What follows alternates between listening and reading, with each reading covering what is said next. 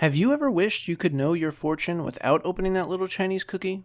Of course not. That would be a waste of a perfectly good wish. Plus, now you can have someone do it for you. Check out Ant's new podcast, What's Your Fortune? Look for it on iTunes, and enjoy some good old fun conversation. Now on with the show.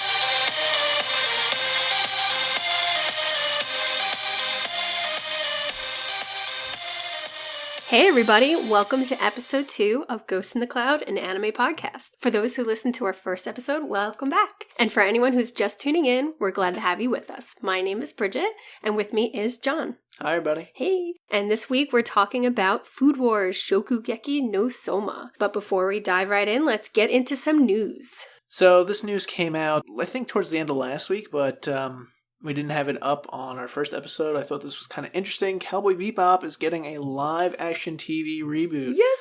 I don't know how I feel about this, guys. I would love to hear what you guys think about this. I'm a little terrified. But here's some good news. The show will be executive produced by Sunrise Inc., the studio responsible for the original animated version. That's promising, though. It is a little promising. I do feel a little better about it. But it's such a good show. Whenever you have a great show and someone said, we're going to come out with a remake or, a prequel, you're always like, don't touch it. Just leave it be. You know what I would love to see for this? Yeah. I would love to see a Cowboy Bebop Firefly mashup. Like, bring the greatness of the anime, but turn Space it into Cowboy. a Firefly sort of live action. That would be pretty fantastic. Well, also in news, check out the trailer of Studio Monarch's Mary and the Witch's Flower. When I saw it, I'm so excited for this movie. If the style looks familiar, it's because Studio Monarch was created by former Studio Ghibli's animators. And it's got Studio Ghibli written all over it. It's coming out in Japan this July, so prepare to be spirited away. And for our last bit of news this week, I thought this was really cool because I'm a huge Nintendo fanboy. Super Nintendo World breaks ground at Universal Studios Japan. One of the key attractions at this theme park is going to be a Mario Kart experience, which I am super stoked for. We're both huge Mario Kart fans. We kind of have a personal tournament going on between the two of us. In fact, I think I'll have Bridget tweet a photo of this poster she made for us when we first started dating, and we were playing a lot of Mario Kart in the very beginning. And it's really cool. She hand drew this herself. I think it'd be something really cool to take a look at. Let us know what you think about it. But let me know what you guys think about Super Nintendo World and Cowboy Bebop and, of course, Mary and the Witch's Flower. I think it's going to be really cool, and Super Nintendo World looks like it might be coming to the U.S. also, which I am super stoked for. Yeah, they mentioned they were going to expand in the 2 U.S. locations for some Nintendo, so I'm pretty excited about that. Okay, so that's all the news we got for you today. I guess we'll get into Food Wars. Shogugeki no Soma. Shokugeki no Soma. So here's a little bit of a plot for you and some background info. Shogugeki no Soma follows a 15-year-old boy, Soma Yukihira, and his dream of becoming a chef. He works in his dad's diner and attempts every day to surpass his dad's cooking ability. As Soma graduates from middle school, his father gets a new job that requires him to travel the world. Unfortunately for Yukihira, he ends up closing up shop. So before he leaves, he issues one final challenge to Soma, and that's to enter into this elite culinary school where only 10% of the students manage to graduate. And this is how the show kicks off, where we meet a lot of interesting characters. I don't know if it's because I love food or because they managed to take something as small as cooking and make it something so exciting and just amazing. It's just the battles and the music. And ever since I started watching this show, I decided to get more into cooking. And I also just have to include a disclaimer before anybody watches this show for the first time. Have a snack handy or eat first because you will get really hungry watching this. The way they describe the food and just the way they draw it, it just looks so delicious. When they're cooking it, they even get into the details, and it makes you wonder if you can just get in your kitchen and start cooking yourself. So for me, I think this might be one of my all-time favorite animes. Yeah. It's so much fun. It just sort of grabs you and brings you in right from the get-go. It's so weird, guys. It has a lot of strange imagery, but that is actually part of its charm. You get used to it. You do. You get used to it. The characters are easy to like, and easy to cheer for, and you enjoy watching these characters grow. One of the cooler things about this show is that they really focus on actual cooking techniques, which you would kind of think maybe because it's an anime they wouldn't worry so heavily on like those kind of details. But as the show progresses, you see how like the cooking is done and the spices they use and the preparation they go to. Even when simply chopping vegetables, they show like the correct way to chop vegetables, and yes, there is a correct way to do it. I think it's just really well done, and it makes cooking so much fun. One of the things I thought was really cool also is in the original manga, some of the early issues have the recipes in the back of the manga. If you Google, you can easily find them. Yeah, some of the early ones they do in the anime you can find, and I have to admit, I've really wanted to try a few of them, so maybe we'll get around to it, and if we do, what was it called? We'll post some pictures. The surprise... I think it was the gacha roast. I was pleasantly surprised by the fact that they don't just cover Japanese cooking, even though it is a Japanese-made show. They focus a lot on different techniques from around the world. They do a lot of focus on French cooking as well. And, that was a nice surprise. Seems to be that was a big focus in season 2. Big focus towards season 2. Another thing I really like about this show is that you have a cool dynamic between Yukihira and his father. His father is the owner of this diner. He's a great chef, and they're constantly, Yukihira is constantly trying to one-up him, but because he's so inexperienced and he doesn't really know all that much about his father, he really has no idea what he's getting into. No. In fact, they mentioned in the first episode that he's almost at 500 losses to his father, but he never gets discouraged, and he keeps challenging him, and he keeps trying to hone his skills.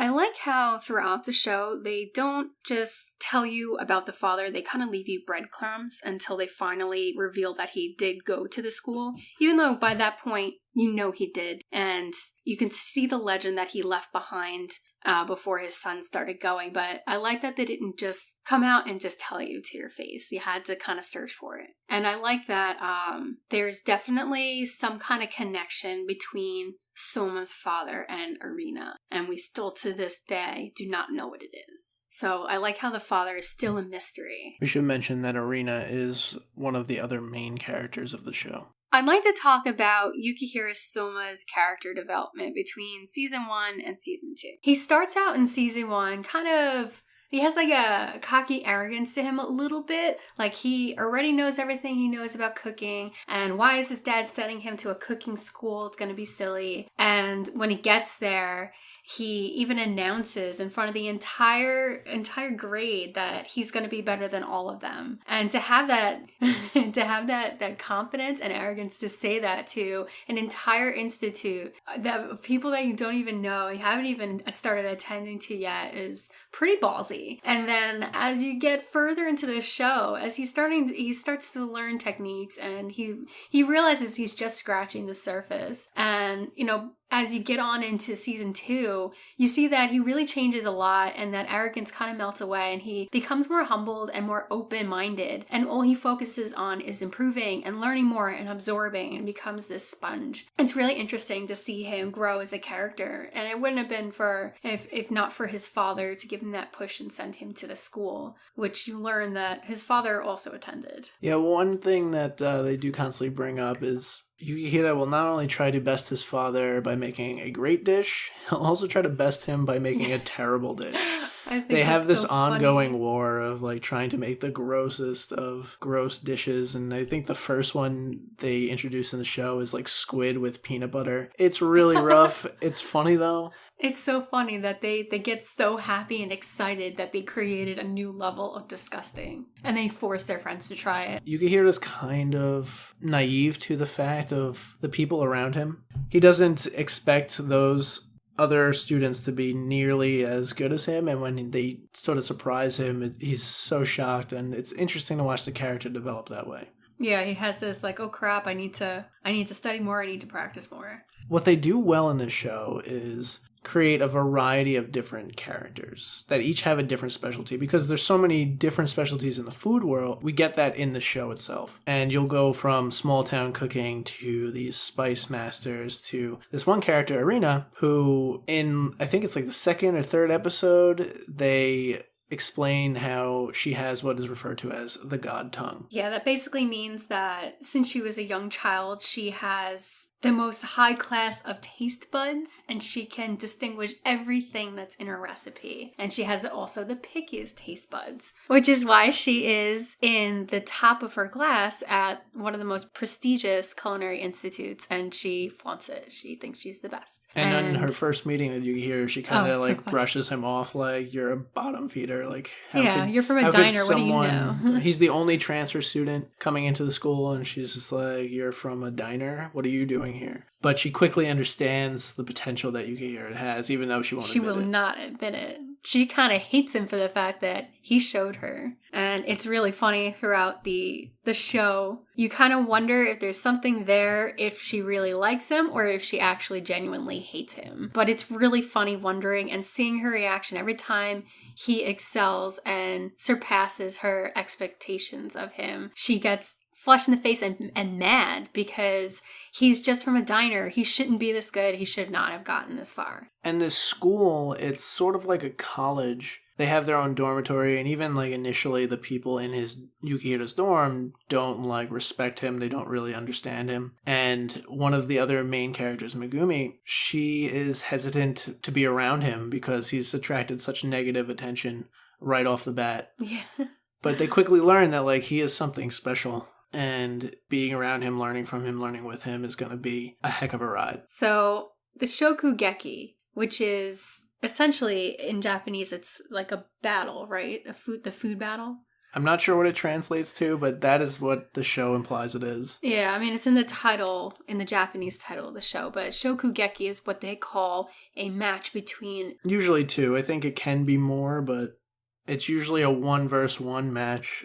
Yeah, but it's what they call a match between chefs, and there has to be a panel of judges. It has to be before the school, and there has to be agreed upon set terms, who's going to win what and who's going to lose what at the end of the culinary match. And it's like an actual battle, the way they draw it out, and the action and the music, and the Shokugeki is really action-packed, and it's so much fun to watch. Speaking about the animation and what I mentioned earlier, the imagery can shock you at first. They emphasize the power of food. It can get a little strange. So in one of the first, I think it might be the first or second episode, when you meet Arena, she's describing... There was a class of students they had prepared tea, and they presented this tea to her, and they have to get creative with the way that she is experiencing the tea that she's drinking. So you see her laid back with a towel on her forehead, and she's soaking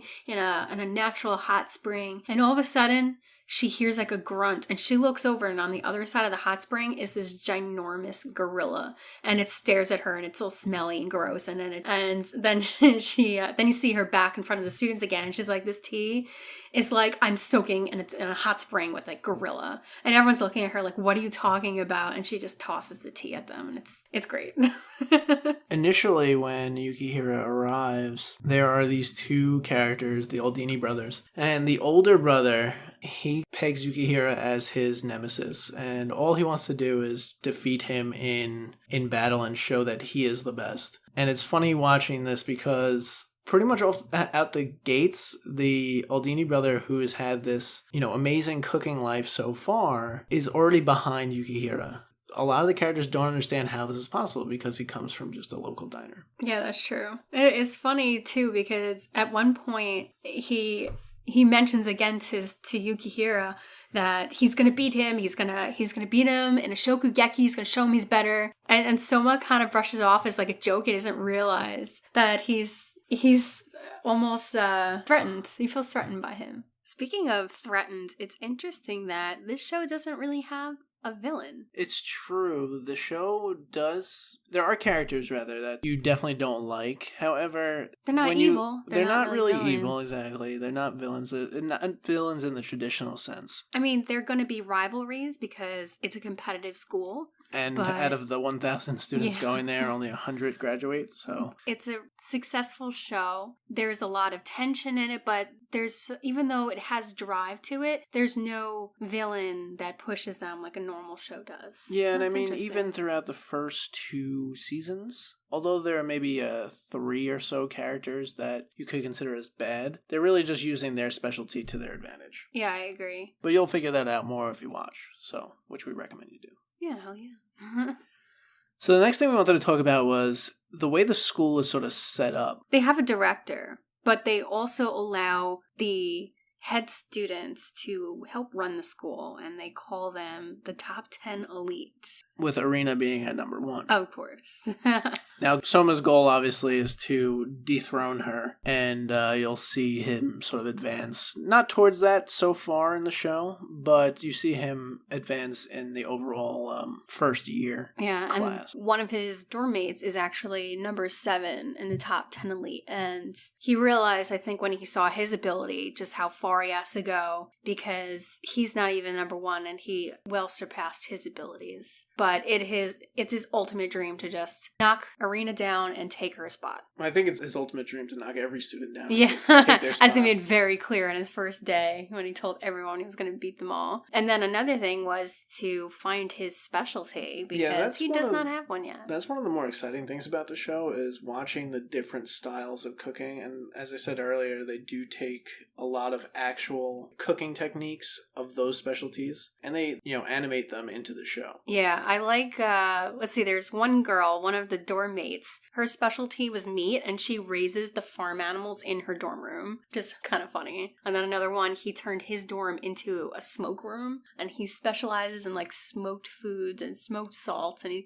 he's always almost burning the building down. And what else is there? Who's got a good specialty? Well, the Aldini brothers are specialties Italian. Of course. They're a fun pair to watch because one of the brothers, the younger one, he has a bit of a weight problem, but it only in the fluctuates, so it's interesting. In the summer, because of the heat, he becomes like a rail, and he just goes thick and thin back and forth. You know what time of year it is when you see his size. It's really enjoyable funny. to watch. This character. And then you have Akira, who is the spice king. He's like the know-it-all of the spices. Which got me even thinking, wow, I kind of want to try these spices. Like, so much flavor in something so small. There was so many. It's interesting because even though it's an anime and it is centered around like actual food techniques and stuff of that nature, I know very little about food.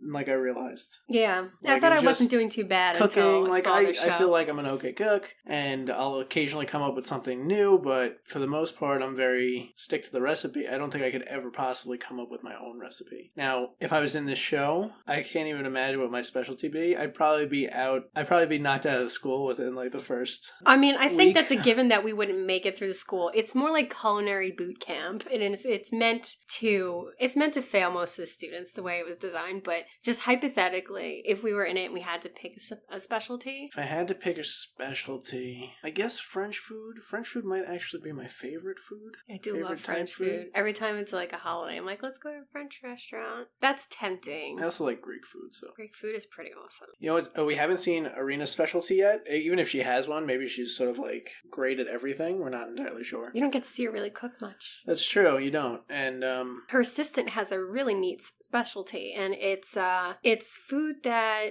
is medicinal to the body. So she cooks food that aids the body in some way, whether it helps with digestion or blood pressure, but she does her homework, and every ingredient that goes in, she puts like a lot of thought into. So where does the show leave us off? Season 1 has 24 episodes, and Season 2, although only 13, you see Yukihira take on sort of an internship. Which was really cool. He grew a lot when he interned. He worked under Shinomiya. He also graduated from the same institute, and he's now the owner of his second restaurant that has a mixture of Japanese and French cooking. And French is very different from the Japanese cooking that Yukihira Soma grew up with. So he met, I think, his biggest challenge so far interning under this chef.